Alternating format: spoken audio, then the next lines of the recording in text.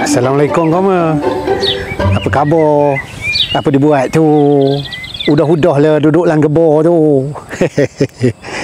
Apa agaknya Koma? Orang perempuan ni, kalau dia nak mencari orang jantan, nak mencari suami, apa mana agak pilihan dia mah? Biasanya, yang teman tahu biasanya, dia mah nak mencari orang yang berduit. Betul tak? Sampai ada yang kata memang dia mata duitan. Tengoklah kau mah. Ada lelaki yang datang dekat Sarah, dia kata kau ni perempuan mata duitan, kau nak dengan lelaki kau sebab dia banyak duit kan? Of course. Nampak tak? Kau ni macam tu nak kena. Kalau kita ikutkan dalam hidup ni, duit memang satu keperluan yang sangat penting lah. Libang libu rasanya kalau tak berduit. Semua benda perlukan duit. Tapi kadang-kadang bila ada duit banyak pun tak menjanjikan kebahagiaan juga.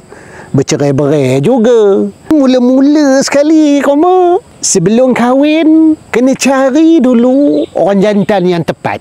Bila orang perempuan ni, orang betina ni, dia jumpa dengan orang jantan, orang lelaki yang tepat, maka kita akan nampaklah sinar-sinar ataupun bibit-bibit kebahagiaan itu. Jadi inilah contohnya apa yang berlaku kepada fenomena Bas. Sebab apa? Bella telah jumpa lelaki yang tepat. Selepas dia ni dikecewakan, memang nampak pada mulanya dia struggle sangat untuk membina semula kehidupan. Tapi alhamdulillah sebab dia jumpa dengan seorang lelaki yang tepat. Lelaki yang mengajar dia supaya menghargai diri dia sendiri. Mengajar erti kehidupan, erti kebahagiaan. Sebab itulah kita nampak sekarang ni begitu bahagia sekali Bella. Tu yang teman, bila nengok lagu Bella berpisah lebih indah tu, risau pula teman. Udah ada apa-apa ke di antara dema ni? Rupanya Syed Saddiq pun bertanya, ngapa buat lagu sedih-sedih? Janganlah sebut lagu sedih-sedih je. Okay. Saya nak lagu dia lebih indah berbahagia. Benar-benar lebih indah berpisah. Betul lah, takkan lebih indah berpisah. Mungkin cuma masalah lebih indah lepas lagu saya lebih indah. Sampai dia kata usahlah buat lagu sedih-sedih je ya.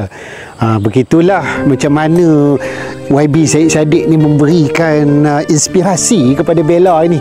Dia kata buatlah lagu yang lebih indah berbahagia ke. Memang dia tanyalah kepada Bella ya, macam mana rupanya menyanyikan lagu yang sedih-sedih ni. Memang betul lah Bella ni menangis ya. Tapi dah berulang kali dia menyanyi lagu tu, katanya udah tak ada apa dah biasa dah, udah gelak aja katanya. Rupanya itu ceritanya. Idaklah pasal hubungan dema ni kok dah ada masalah ke kan. Tak apalah Koma. So kita harapkan dema ni berbahagialah. Seperti mana kata YB Syed Saddiq, lebih indah berbahagia. Lapar pula teman ni Koma.